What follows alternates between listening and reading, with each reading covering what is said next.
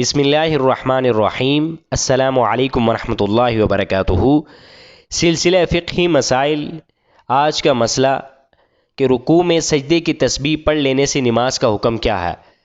اگر کسی شخص نے رکوع کی تسبیح سبحان ربی العظیم پڑھنے کے بجائے بے خیالی میں سجدے کی تسبیح سبحان ربی الاعلیٰ پڑھ دی تو اس پر سجدہ سہو لازم نہ ہوا اور نہ ہی نماز کا دہرانا لازم ہے، کیونکہ رکوع میں سبحان ربی العظیم کہنا سنت ہے اور سنت کے ترک سے نہ تو نماز فاسد ہوتی ہے اور نہ ہی سجدہ سہو لازم ہوتا ہے، اور نہ اس وجہ سے نماز کو دہرانا لازم ہوتا ہے، جیسا کہ فتاوی شامی میں ہے کہ السنۃ فی تسبیح الرکوع سبحان ربی العظیم ترک السنۃ لا یوجب فسادا ولا سہوا، کہ رکوع کی تسبیح میں سبحان ربی العظیم کہنا سنت ہے اور سنت کا ترک نہ نماز کو فاسد کرتا ہے اور نہ ہی سجدہ سہو کو لازم کرتا ہے۔